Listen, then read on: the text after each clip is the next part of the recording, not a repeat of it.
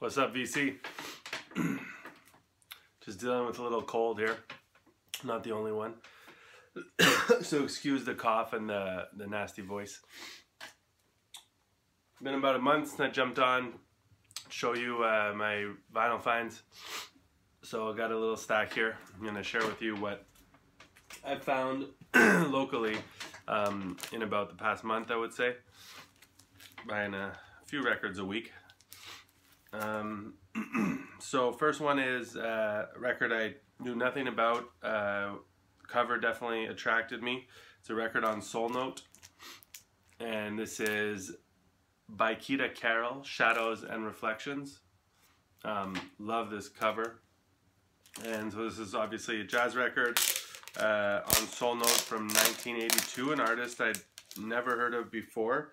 Obviously I know the label, but I do know the other players on the record, which is, so Baikita plays trumpet and flugelhorn, but you have Julius Hemphill on sax, Anthony Davis on piano, Dave Holland on bass, and Ferroan, don't know how to say that, Aklaf on drums, who I'm familiar with the name, but don't know, I don't have any of his records. I don't know if he plays on any records I own, possibly.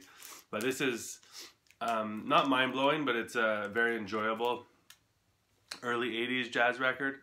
Some softer songs, some more intense. But yeah, it's worth picking up if you come across it. You can listen to it. The store I bought it at didn't have listening station. I think I heard it on Apple Music. I'm not sure what's on YouTube, but I'm sure you guys can find some clips there to check out.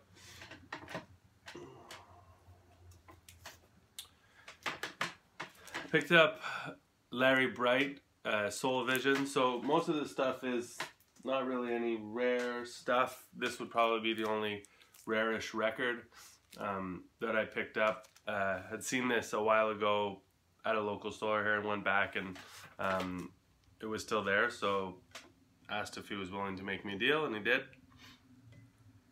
So yeah, this is Larry Bright is a drummer. Once again, not an artist I'm familiar with or was familiar with, but the title and the cover caught my attention. He did play with Sun Ra. I'm not sure exactly when or for how long. Probably, I don't know if he recorded with Sun Ra or just did live dates. But so this is like kind of fusion-y, some spiritual, some funky, but he's a drummer, so drummer-led record. It's definitely heavy on the drums. The label is Crosswind. Obviously never heard of it, but love picking up these private presses. It's from '78, and there's not much on the label. I think this might have been the only record. I looked quickly. I think I saw a 45 or two, but yeah, I don't really know. I think it's out of Pennsylvania. This is not, didn't like blow me away, didn't fall in love with the record, but I definitely enjoyed it. We'll see it with a few more spins how, if it grows on me, but worth checking out if you see it. But it's the only time I've seen this record. I've seen it pop up on eBay a few times since I first saw it in the store.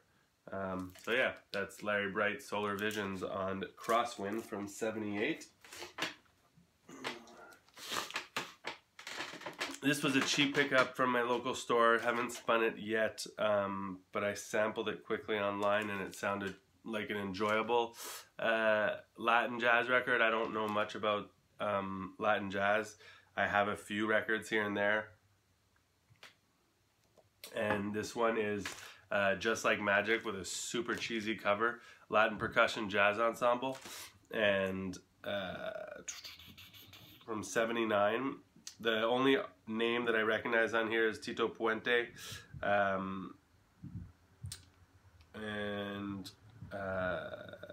from '79, which is funny. I mean, it's not the first time I see this, but on red vinyl, which, I mean, you don't see too often colored vinyl from back then. When you did, it was usually red. I mean, the other ones that I've seen have been red. I think I've seen some red ones. So yeah, looking forward to putting this one on. I always enjoy some percussion heavy Latin jazz. Excuse the tea drinking. I know it bothers some of you, but I'm sick. I'd seen this at my local shop, and it kind of sparked my interest. And then I went back the next day to meet a fellow VC member from out of town, and he had gotten there before me, and he had picked it out. And I know he collects Canadian jazz, and I was happy that he found it, since I had kind of been curious about it, but you know, had enough in my stack and kind of just left it behind. And yeah, I found another copy that was, you know, 2 months ago. So yeah, this is, I mean, it's from Montreal as far as I know. Jerry de Villiers et son Jazz Quartet. So it's all in French on the back. And Roger Simard on drums. Don Habib on bass, who I know both those artists. Jack Ryder on sax, I've never heard of. But all in all, a really enjoyable jazz record from, I believe the year is 1962, it doesn't say it on here, and actually some kind of interesting cover art. It looks Japanese, but I don't know what it represents. Anyway, I don't know how easy this will be to find. It goes for a bit of money online. It wasn't expensive here locally, but if you see a copy, I definitely would recommend picking this one out. Jerry de Villiers son Jazz Quartet on, I don't even know what label this is on. Trans-Canada Music Company.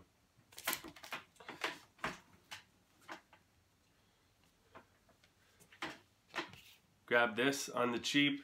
Jackie Byard Quartet Live Volume 1 featuring Joe Farrell, George Tucker, Alan Dawson, recorded live at Lenny's on the Turnpike. So one of those nice glossy 60s prestige covers. This one is a live date from the mid-60s, 65, and yeah, enjoyable. Not like anything, you know, essential, but definitely enjoyable live date.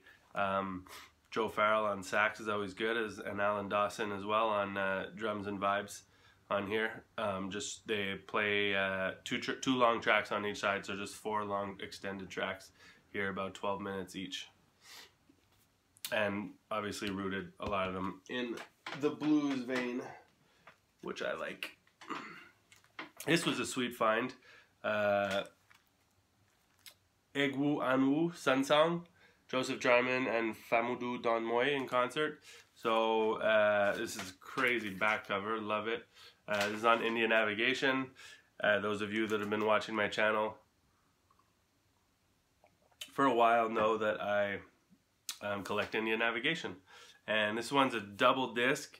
Definitely some kind of tribal percussive stuff going on, some more spiritual kind of feeling stuff. So yeah, I dig it, and was really happy to find this one locally. Don't see too much India Navigation around, and that was the first time I'd ever seen that one. Penderecki, Don Cherry, the New Eternal Rhythm Orchestra on Philips. Actions, crazy cover. This one is one side I really like, and then kind of spiritual, beautiful, and then the other side is just wild, freak out, free jazz. To me, it was intense. I was listening to it, and my girlfriend kind of made her way over from the living room and was like, what the hell is going on in there? At least she can laugh about it. I was really happy to find this for $5 because I've seen it a few times for quite a bit more. I have her record that came out after this one. This is Mary Clayton, Gimme Shelter. Really beautiful cover photo. This one is on Ode Records, I want to say, yeah. And obviously she does a version of Gimme Shelter, which the Rolling Stones song that she sung on. So yeah, all around a pretty solid soul, like some rocky blues feeling going on. Some, yeah, it's like some softer songs, some more up tempo, as you would expect. I prefer the up tempo songs usually, but I was happy to find this. A promo copy nonetheless for just a few bucks. This one was I found with the Don Cherry and Penderecki, Archie Shepp and Philly Joe Jones. I listened to this, and I wasn't, you know, I need to listen again, but it's free jazz, and it didn't, you know, do anything special for me in particular. There was some moments that I enjoyed. It was a couple weeks ago now. I don't remember. You have Anthony Braxton on here as well, Leroy Jenkins, Chicago Beau, Earl Freeman, Julio Finn on harmonica. You gotta give this another spin, but I love this cover, and I really like collecting the America label. I mean, not to say I want to get everything on there, but I do have quite a few records that I truly enjoy on there. One that happens to be right beside me. Oh, fire truck going by. Not a new pickup, but something I spun recently. Happens to be right there on the America label. Rodman Kenyatta Free State Band. Love that record. Okay, I posted this one on Instagram the other day. Just got this last weekend. Zimbo Trio. Knew nothing about it. Brazilian jazz record, MPB, bossa nova style, from, I want to say, I don't know the year, 78 I want to say. It's from the latest 70s or mid 70s, I think it's 78. And yeah, trio work. They play some different instruments, and I can't remember. It's not just, there's some guitar at some point. And if you look at the photo, like, I can't read anything that's listed here. But yeah, there's piano, bass, drums, and guitar. So I'm not sure why they're called the Zimbo Trio.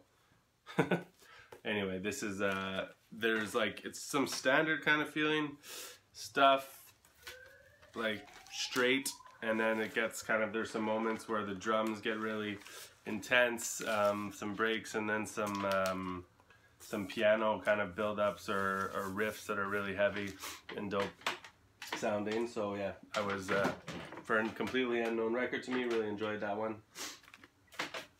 Original copy of Black Alicious, Nia. Just got this at the same time as the Zimbo.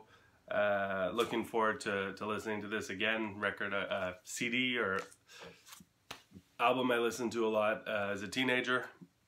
But yeah, for those of you that are into hip hop, I'm sure know this record. And for those that aren't, this is one that's worth checking out.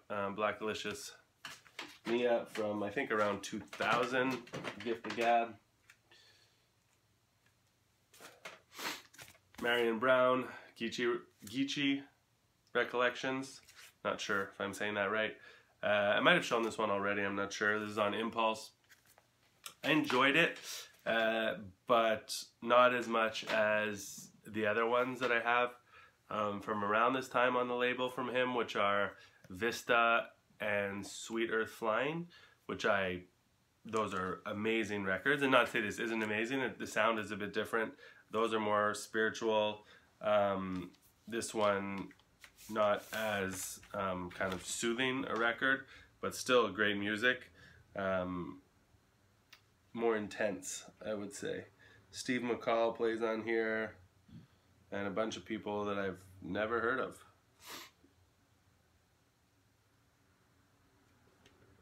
Marion Brown. I have quite a few Marion Brown records.